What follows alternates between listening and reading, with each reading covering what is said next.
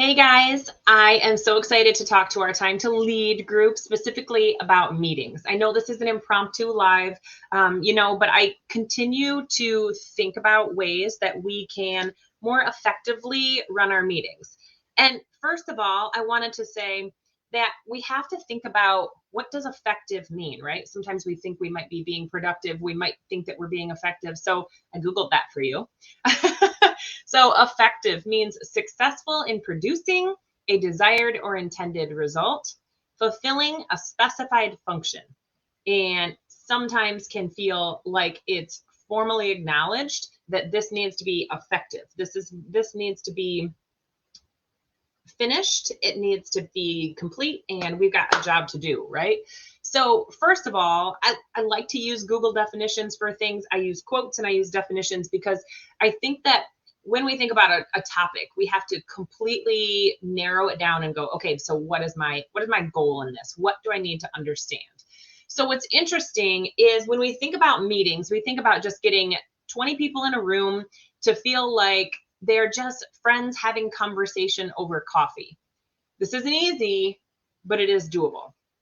So the goal is for the people who are in that meeting to be engaged, maybe even look forward to those meetings.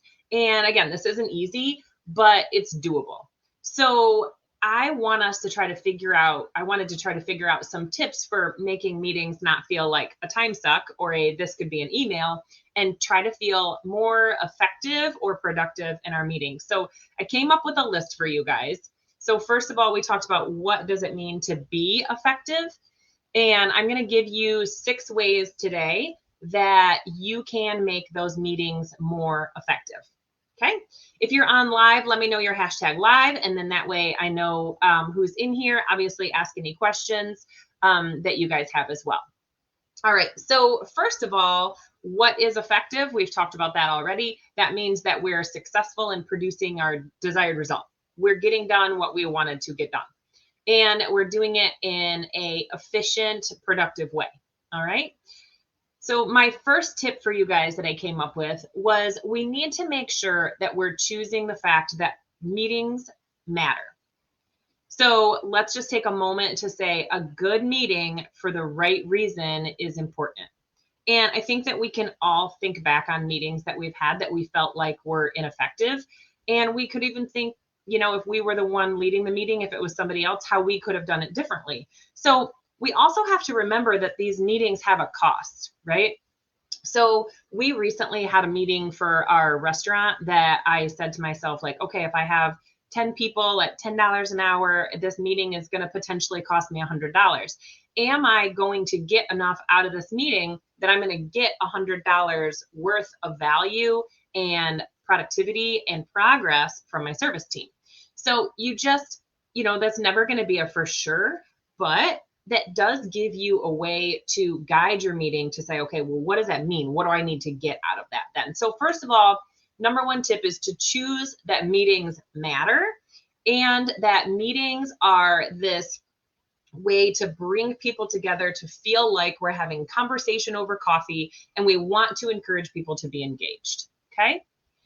Going into conversation, the second one is that we need to learn to master effective communication and conversation. Now, remember, we said effective means that it has a point and we're going somewhere with it, right? So we also have to make sure that the meeting itself is concise and to the point. There should be no waste of time.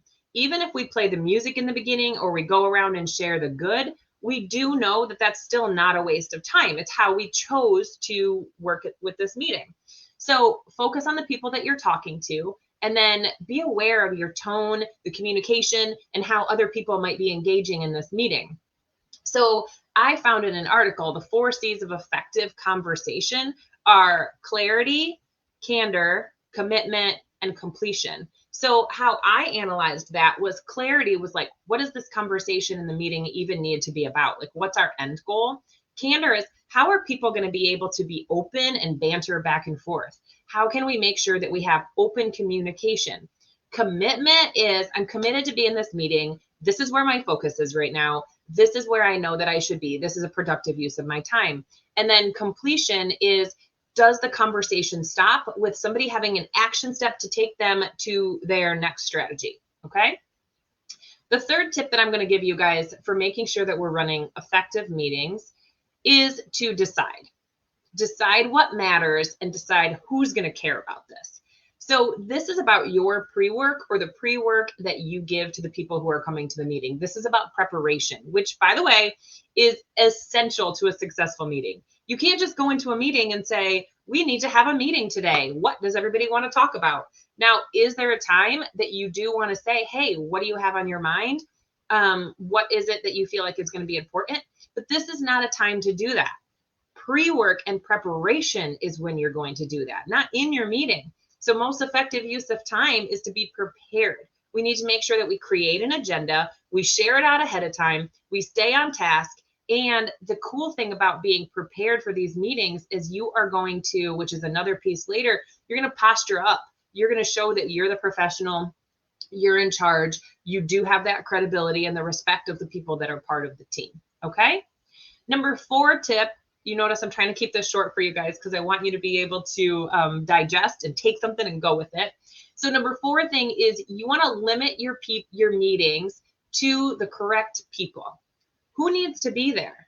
A meeting with too many attendees is not a meeting. This is a presentation. So if that's your goal, is to give a presentation where you just share information with people and you're not looking to gain input and opinions from everyone, then fine. But if you want to get opinions, you want to brainstorm, you want to, actually take some action steps and moves, then you need to make sure that you're keeping that meeting small with the right people.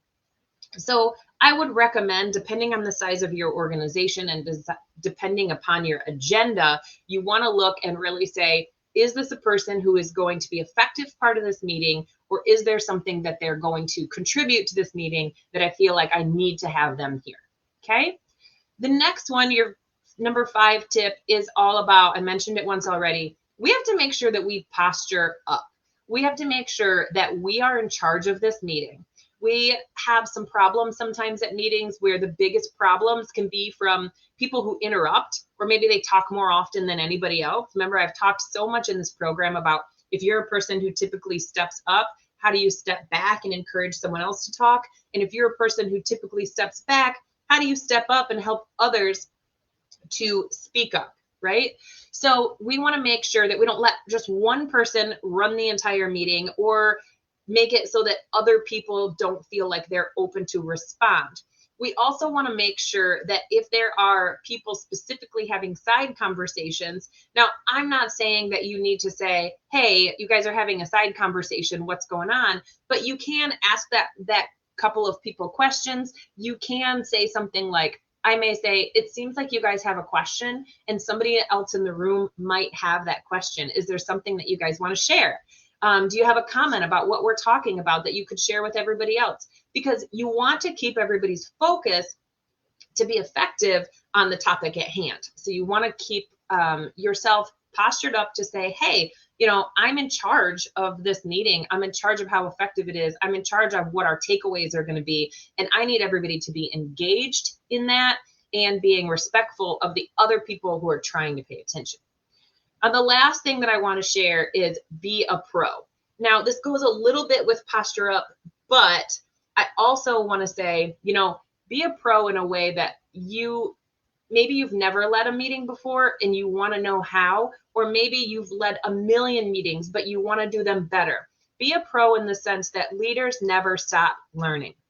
I just had a conversation with Blake the other day, my 7-year-old, where I was like, are you, because she said, I haven't learned that yet. I'm still learning. And she's like, I'm not 43 like you, and I've learned everything. I said, girl, I have not learned everything. And if I have, then I'm dying. Because if we're not growing and learning, we're dying. I don't want to be dead.